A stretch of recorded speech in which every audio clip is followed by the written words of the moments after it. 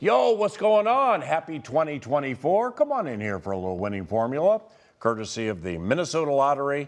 And I'm Paul Allen, joined by Ron Johnson from Fox 9 and Pete Bercich, the analyst for the Minnesota Vikings radio network. The regular season finale, Sunday, noon, FM 100.3, KFAM, and we begin with that game. With the way everything has gone for the Minnesota Vikings this season, including the most recent game, what's the motivation for a game like this, given it's a long shot to make the playoffs, and the last game was kind of rough?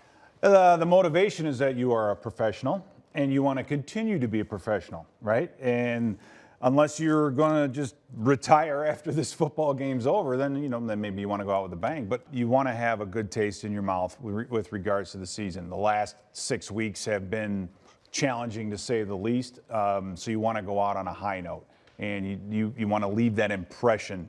And the last thing you want is for ownership and the scouts and for everybody else to have to make free agent and some off-season decisions based on the performance that you put up, maybe that last game if you weren't too involved. So for these guys, it's definitely individual, and then hopefully if they can play together as a team. And that's why you got to watch closely effort, injury reports.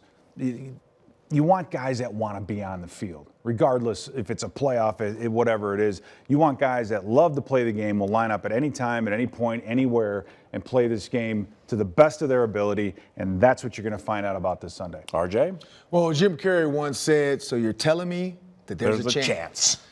3% chance, we know that. I just saw Vikings.com posted there are 4 things that have to happen in order for the Vikings to make the playoffs. I think that's enough, but Pete's right. You're a professional.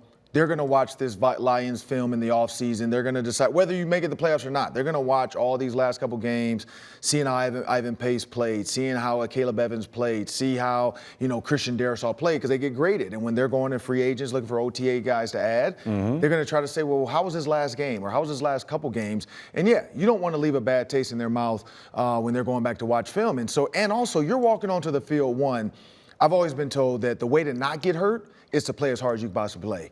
Guys get hurt when they loaf, when they're standing around, when they're not doing what they're supposed to do. That's how guys get hurt, and then they, regret it. Go into this game knowing I get a chance to punch the Lions in the mouth one last time. They beat you. Go beat them.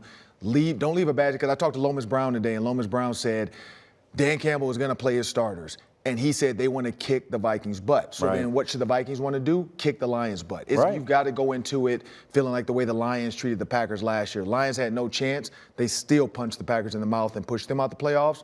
The Vikings should want to, they're not pushing the Lions out, but send them into the playoffs with a doubt in their mind of like, man, we gave them all we could, and the Vikings still beat us. Well, if you want to put doubt in the minds of a division champion, then you need players who are of the hit the lottery-esque variety. So in common thread fashion, we started at week number 1. The analysts have been terrific identifying Vikings who will have big games. Pete, who is it this week? I'm going to go with Jordan Addison. I just think that the way he runs routes across the middle of the field, I just think he's such a complimentary piece to the attention that Justin Jefferson gets.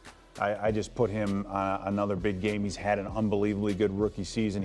You watched that film. He was playing extremely hard last weekend, and I just think he's going to go out on a high note. I'm going to go with a guy that he hasn't had an interception the entire season. Give it to me.